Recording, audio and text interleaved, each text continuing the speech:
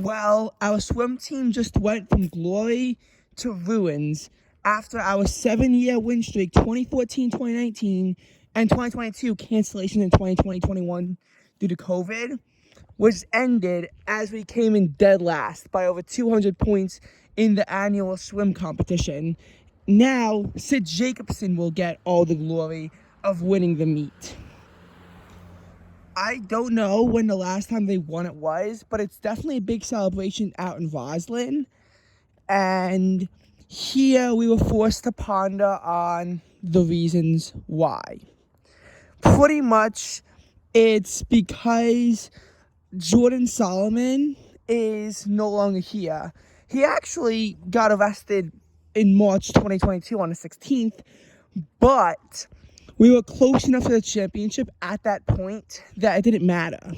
The team was also still alive and healthy, and it began to falter in on itself during the course of the year. Plainview's high school swim team got better. Many people simply neglected us, and that wasn't actually really the case at the other Ys. As a matter of fact, they've gotten strengthened. And more people just continue to abandon us after our first meet. The only meet we won was our first on the 13th of November. After that, it's just been consistent losses due to us getting massively outnumbered. If we weren't outnumbered, I don't think we would have won anyway, but we would have came closer. Our coaches this year also kind of dropped the ball a little bit, and I know for a fact that Jordan Solomon did do a better job than them. But he pled guilty on March 21st, so 6.5 to 15 years behind bars. Yeah, I don't think he's going to be returning back to the Y. Or anywhere for that matter. So, putting that aside, there is important NBA stuff. First of all, I know it's not NBA stuff, but the Cubs just lost their third game of the season. So they got their second consecutive loss against the Milwaukee Brewers. I'm going to temporarily cheer for the Mets because the Mets are about to take on the Milwaukee Brewers. I want the Mets to sweep them, but those are some of the only times I'm going to cheer for the Mets. I don't like the Mets that much, but I hate the Milwaukee Brewers. They're the arch rival to the north of the Chicago Cubs. It's the Cardinals, the Brewers, and the White Sox, and the Astros are the teams I really can't stand. So I will root for the Mets over the Milwaukee Brewers because I don't want to see the Brewers succeed. And unfortunately, they succeeded against the Chicago Cubs. Now, going back to important NBA stuff. So, the Knicks can clinch a playoff spot tonight. They have to win over the Washington Wizards.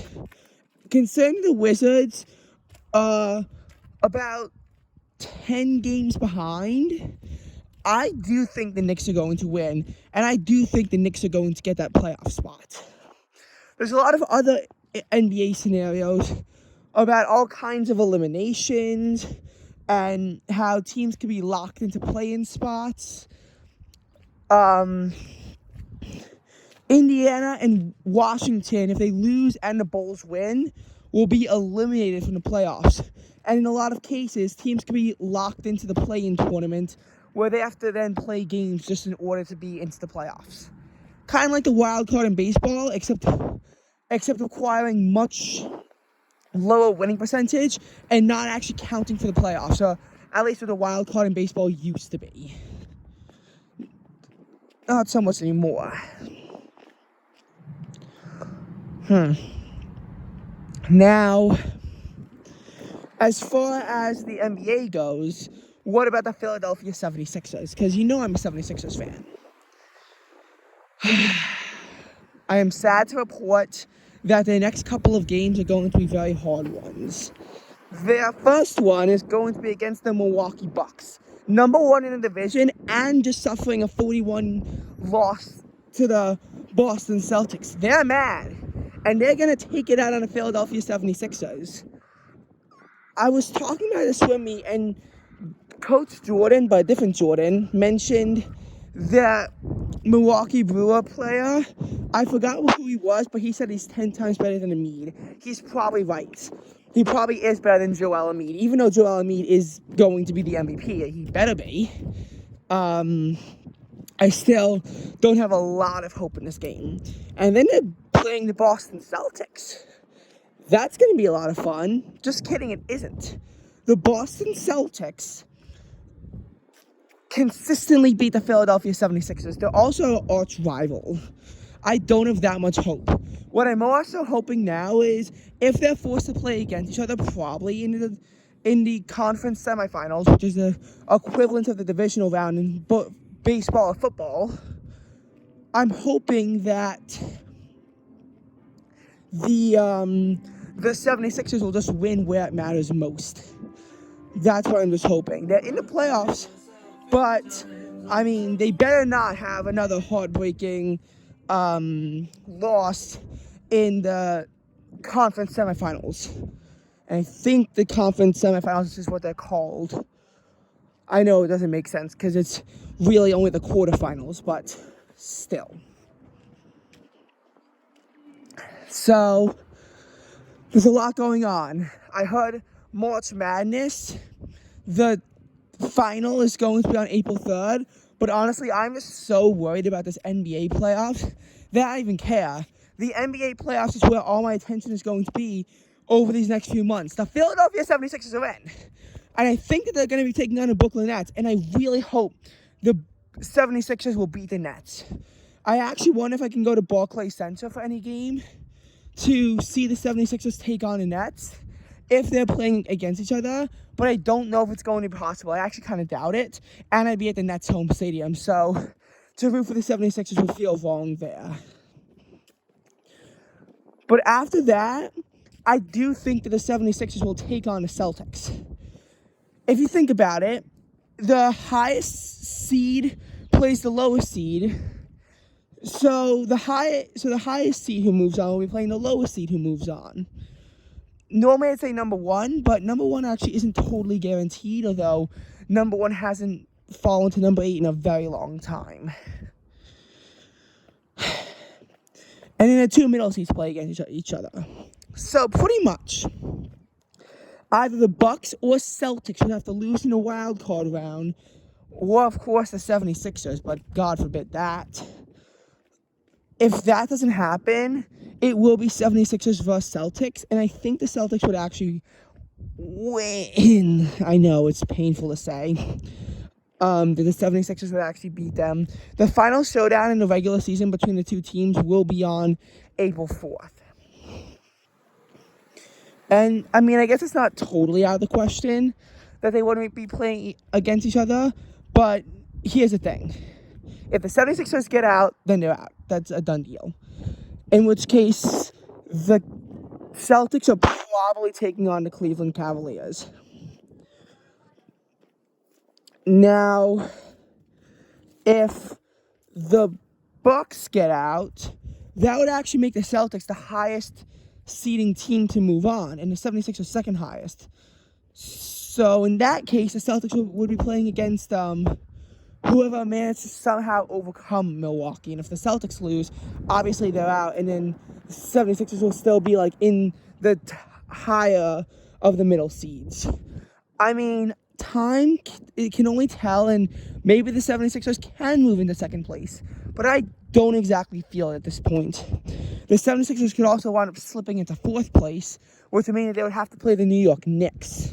That better not happen. I'd rather see the 76ers in 2 than 4 for obvious reasons. So there's still a lot going on in the NBA, but odds are the 76ers are not making it past the conference semifinals. And that would be upsetting. Now, I'm hoping that if the 76ers get out, it's a quick and painless death. What I mean by quick and painless death, I mean it's not a good series. I mean, if the 76ers lose, I just want them to be blown out so that by the time they're in Game 4, I'm already dead on the inside. I'm like the Yankees fans during the ALCS. I lost all my emotion due to them being swept, so I wouldn't actually feel it that much by the time they were actually eliminated. It wouldn't upset me as much as if, say, they were up 3-2 and then the Celtics win the final 2 games. Yeah, that would be brutal. And if they're up, like, say, 3-1 or even 3-0, and they blow that, you might see tears down my face. Because that would have to be a truly heartbreaking scenario if they're up a lot and the Celtics have to mount a big comeback. 2-0 would upset me, but it might not upset me that as much as if they have won 3 games and their opponent is only at 0-1 wins. Because it would force them to put together a 3 or 4 game win streak, whereas the 76ers, all they do is win 1 game during that time. I mean, they would control their own destiny at that point more than ever before. So, yeah, that's all for the 76ers. I hope that they obviously win the NBA Finals, but if they win, I want it to be quick and painless. I don't exactly like good games when my team loses, because all it really does is just give that hope. I actually heard that the 2023 Super Bowl, where the Eagles lost, was the 6th best Super Bowl of all time. And the 2022 Super Bowl, between the Rams and the Bengals, in which I actually rooted for the Bengals, and they lost, was rated 10th.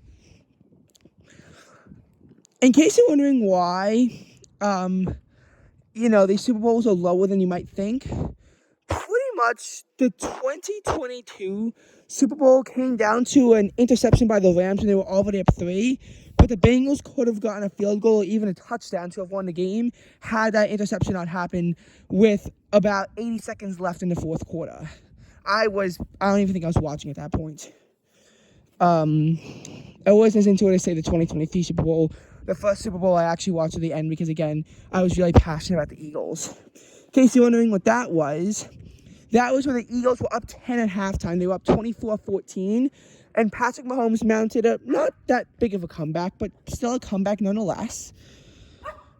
That 4th quarter was quite hectic, and what you have to understand about that was that it was really ruined by the referees calling a James Bradbury hold.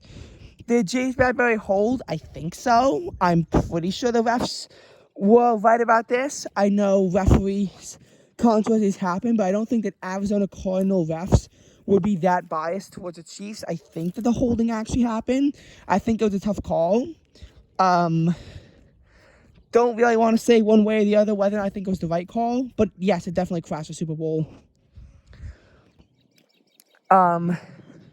There were 5 Super Bowls that were better than that 2008 Super Bowl between the Giants and the Patriots. You had an undefeated team versus a wild card team. Wild card team somehow manages to win in the upset of a century. You see, the Eagles are favored to win, but not by that much. And I mean, the Giants had that famous helmet catch, a very improbable catch that really helped seal the deal. Another really good Super Bowl was, I think this is number 3, was when the Eagles actually won, and when both teams combined for a record in rushing yards. They got over 1,100 combined. In addition to that, the Eagles won 41-33. So that was actually one of only 2 Super Bowls to have more scores than the most recent one that was 38-35. The number 2 Super Bowl was the 2015 Super Bowl. The Patriots defeated the Seahawks. The Seahawks were down 28-24, but they were at the 1-yard line and about to make a game-winning touchdown when there was an interception at the 1. Again, very crazy to see, because if you're already at the 1 and you're only down by 4, pretty much you're the favorite to win at that point. Everyone thought that the Seahawks were going to win, and the Patriots blocked the ball to seal the victory. Obviously, the best Super Bowl is going to be the 2017 one, 28-3. The Falcons were up 28-3. They're up 20. After a dreadfully boring first quarter, they're up 21-3 at halftime and 28-3 at the end of the third quarter, and still up 28-9 at the start of the fourth. But the Patriots got 2 touchdowns with 2 conversions and a field goal. They got their last point to make it 28-28 with 57 seconds left. The Falcons really could have just blocked it, and they didn't. They could have been a lot better than what they were. So the game was thrown into overtime. The only Super Bowl to ever go into overtime. A lot of people thought that a lot of other Super Bowls could have gone to overtime, like this year's. But this is the only one to actually be successful into going into overtime. And then the Patriots won 34-28, completing a comeback after being down 25. There were some other Super Bowls that were a lot better, higher rated than this. It's just that they weren't exactly all that recent. And I don't really remember them that well. So, having that being said, what would a good series in, say, the NBA or the MLB look like? What would a good finale look like? Well, assuming that, something like a Game 7 would make it very interesting. And I'm going to be honest, I want a Game 7 as long as it's not the 76ers. If it's the 76ers, I do not want that risk. Otherwise, I would love a Game 7, especially in the NBA Finals if they don't make it that far. Which would be sad, but probable. So, going to a Game 7 makes it very fun and interesting.